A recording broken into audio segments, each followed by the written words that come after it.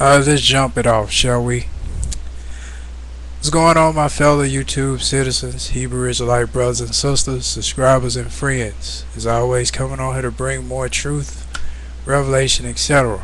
Of course, during my free time, when I'm not doing some cardio, as you see to my that would be to my left, or yeah, to my left facing the screen, but to your right looking at the screen. Doing a little cardio on a punching bag and just getting a little exercise in every now and then, and reading and studying up on scripture. But anywho, of course, you see a lot of Hebrew Israelite brothers on here teaching about the truth about who African Americans are and how we not African Americans. There was the dog tag placed around our necks when our ancestors got off the ships. And of course, we've been called everything except an American.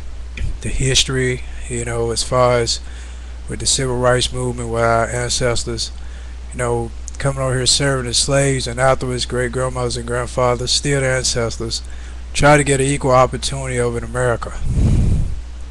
Of course, led to the civil rights movement and the NAACP, the Black Panthers, etc. All different groups trying to come together to try to unify us as a people. But anywho, you've been hearing about on there how they teaching out of the scriptures, proving about prophecy as far as who we are and our true identity. And of course, how the people over in Jerusalem, how Jerusalem does not have the real Jews over there, and how the state of Israel is not prophesied, which I already spoke about that in my video segments. The true Jews, part 1 and part 2, and Abraham's seed in America. And I think that's like a 9-part segment because there's so much scripture and revelation and reference to that. So let's get right to it.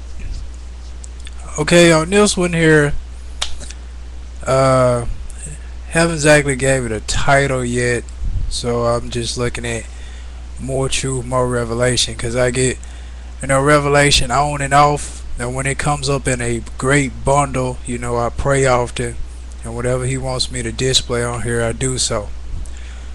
So haven't decided a title for it yet, but I will. But anywho, just getting right to it. The books I have open up in front of me are the King James Bible, of course, the Apocrypha, and the Book of Mormon. Now, the Book of Mormon is disputable, and a lot of people ask, like some people kind of neglect it and whatnot. But in the Apocrypha, it speaks about how God put truth in different books. And I remember reading that actually on America's Fall in the Apocrypha, about that scripture in the Apocrypha, about why he got the truth scattered in different books. But anywho, let's get to it. Of course, to my fellow Hebrew Israelite brothers and sisters, awaken Israel. Of course, we know, starting with Psalms chapter 88, verse 18. It says, "Indeed our shield belongs to the Lord, our King, to the Holy One of Israel." So we know that, of course, Jesus is the King, the Messiah, the King of Kings, Yahweh Shai, Yahweh, the many other names in different languages, is the King of Israel. It doesn't necessarily say Christians. Christians are actually the Gentiles. This actually, all the books, all the scriptures are in reference to Israel. Even in the Holy Quran, it speaks about Israel, how God has favor for them. So, got in the Quran, got in the Apocrypha, got in the Bible, got in the Book of Mormon. It speaks all about Israel. So this whole Christianity thing, this is what it's talking about in the scripture, the time of the Gentiles, where you hear Christian, Christian, Christian, Christian, Christian, but you seldom hear Israel. And actually that's in Romans chapter 11, I believe, or I think Romans either 10 or 11, talking about how it's to make Israel jealous, the reason that the Gentiles are on the rise, and you don't hear much about Israel. But anywho, let's get to it, okay? Now, to speak about, you hear a lot of them say or mention about Jerusalem is our homeland, our true homeland, which is true. Jerusalem is our homeland, as far as the blacks over here, the Puerto Ricans, etc. But talking about specifically in America right now, with the so-called African Americans. Jerusalem is our homeland, and Hebrew is our original language. The language we speak now, English, of course, is the language of our conquerors. The culture that we have adapted to now is the culture of our conquerors. If you remember watching Roots, how they was forced to eat the foods over here, like how they was denouncing pork and how they refused to, become like the Anglo-Saxons or the Europeans, Spaniards, etc. How they refused to, conform to the culture over here in ancient America. They was trying to stick with their original culture. So, of course, we not Americans, and of course, this is not our culture. This is our forced culture. The culture that's forced upon us to follow. This is our forced language, because our ancestors, you remember also, that they was forbidden to speak their languages when they was on plantation. So our forced language, every time they spoke their language, they got whipped, or the ones that spoke the same languages got sold off to different plantations. So forced. So of course Jerusalem is our homeland, and you may say, well, where do you get this from? Well, quick wrap up, and then I'm gonna read a couple of these scriptures I got marked, or sum up I mean, is of course when Moses, if you have an atlas or a globe, when Moses was traveling with our ancestors out of Egypt, if Moses went east, which I'm looking at it right now, if Moses went east, he'd have went into Turkey or Saudi Arabia. So we know Moses was going west. Because how we know this? Because he had an Ethiopian woman as his wife along his travels.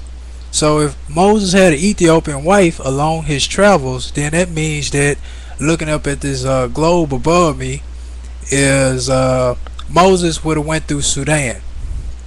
So our ancestors went through Sudan, of course, in order for Moses to have met an Ethiopian woman. They had to go north. What's this? I'm looking at this, northeast Africa. They were traveling northeast. Of course, along Ethiopia, near Somalia, Kenya, etc. And then they probably went to Central Africa, but they indeed was in Africa if Moses met an Ethiopian woman along the way. And then when it speaks about the Cushites up in Amos, last chapter, the Cushites, of course, would be called originally Africans, because the land of Cush was Africa. But that's all part of history, as far as I got that on my video segments as well, and Abraham's Seed America. But anywho, giving the references about how Jerusalem is our homeland, which a lot of you hear them speak that, but I mean, they give proof, they read scriptures, but some of you out there may want more proof. So here I'm finna read to you out of three different books as far as the truth about Jerusalem. Let me start with the Apocrypha. Okay, let me start here. Now I'm reading out of First Maccabees and Apocrypha. First Maccabees chapter 1 and 38. It says, insomuch that the inhabitants of Jerusalem fled because of them. This is talking about when Jerusalem got invaded. It says, insomuch the inhabitants of Jerusalem fled because of them, whereupon the city was made a habitation of strangers, and became strange to those that were born in her, and her own children left her.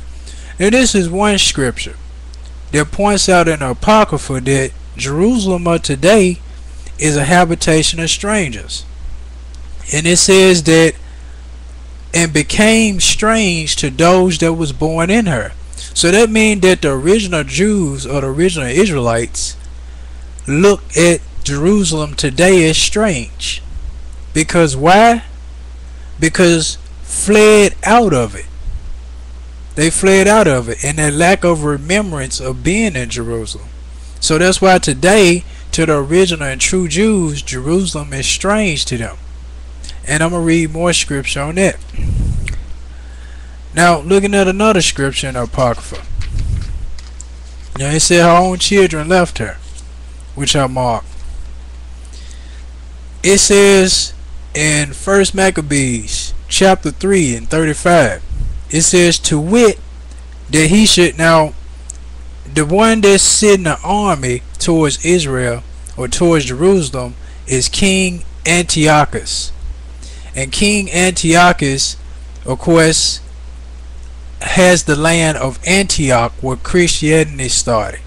Because when Paul went to Antioch, that's where Paul had started to minister the gospel, and that's what original Christians were first converted, is in Antioch. So this is the one who is pretty much attacking at Jerusalem right now. It says, to wit, that he should send an army against them to destroy and root out the strength of Israel and the remnant of Jerusalem, and to take away their memorial from that place.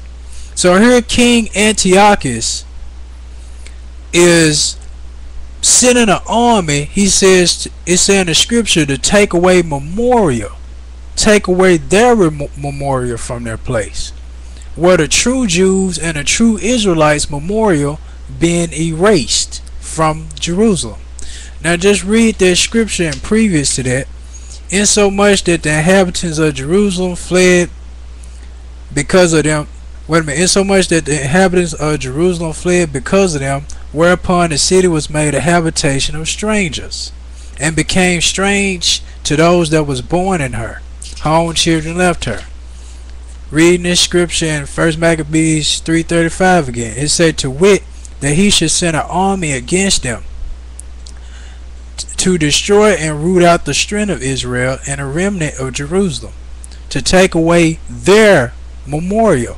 Now, who is it referring to when it says their memorial? It's talking about the true original Israelites. Moving on. The scripture underneath 36, and that he should place strangers in all their quarters and divide their land by lot. So what does it mean, divide their land by lot? What does the word lot mean? When you think of parking lots, lots. So divide their land by lots, dividing their land by sections, mean auctioning their land off, dividing it by lots as it is to this day. The land of Jerusalem is divided by lots, where you have a lot or section for Muslims, which has the great mosque over there, and then you have the lot or section for the so-called Jewish people that's over there. So as it is to this day, Jerusalem is divided by lots, as the prophecy in 1 Maccabees speaks of. So to this day, divided by lots. Now I think, okay, yeah, I got one more scripture, Mark, to read out of the Apocrypha. It says now in 1 Maccabees, still same chapter, 3:45. Now Jerusalem lay void as a wilderness. There was none of her children that went in or out. The sanctuary also was trodden down, and aliens kept the stronghold. And aliens kept the stronghold.